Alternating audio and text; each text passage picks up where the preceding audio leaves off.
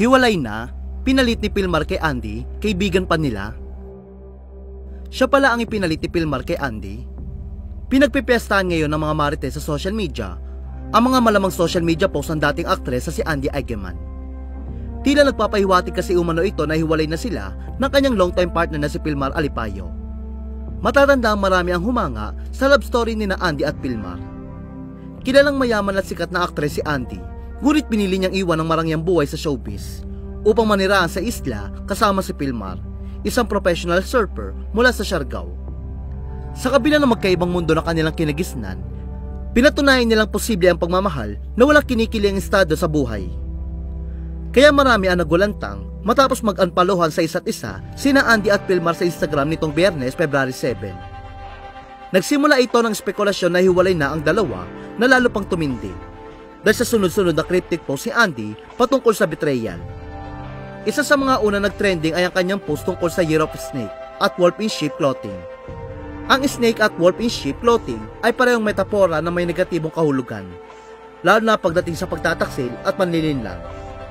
Ani ni Andy, I just found out it's the year of the snake. I thought it was the year of the wolf in sheep clothing. Sinundan pa ito ng isa pang patama ni Andy laban sa mga trumaydor sa kanya. Aniya, they stab you and pretend they are the ones bleeding. Samantala, sa kanyang latest post, ibinahagi ni Andy ang screenshot ng pagtatanong niya sa AI software na ChatGPT. Kung kahinahinala ba kapag inimbitahan ng isang kaibigan ng kanyang life partner na magpalagay ng love couple tattoo nang hindi man lang siya sinabihan o kinonsulta. Sumagot ang AI na ito ay kahinahinala nga at senyales ng red flags. Inamin ni Andy na nakita na niya ang mga red flag ngunit pinili niyang baliwalain ito. Dahil matagal nang magkaibigan ng babae at si Pilmar bago pa siya dumating sa buhay nito.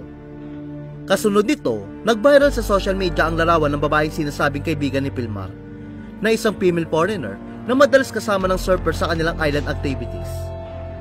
Lalong lumakas ang spekulasyon na mag-post ang babae ng larawan nila ni Pilmar, na ipinakita ang kanilang matching tattoo na may numerong 224 na tumutugma sa post ni Andy.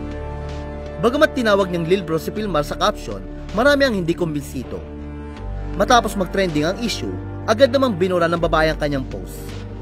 Sa kabilang banda, nag-post si Andy at sinabing kaya pinersonal ang ginawa ni Pilmar at ang umano'y kaibigan nila dahil hindi raw niya ito magagawa kay Pilmar. Ani ni Andy, took it personally because I never would tell it to you.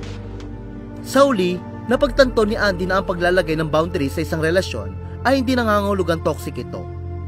Samantala, maraming netizen ang naawa kay Andy na iniwan ang kanyang karera at maraming pamumuhay para sa isang lalaki sa uli ay tila niloko lamang siya.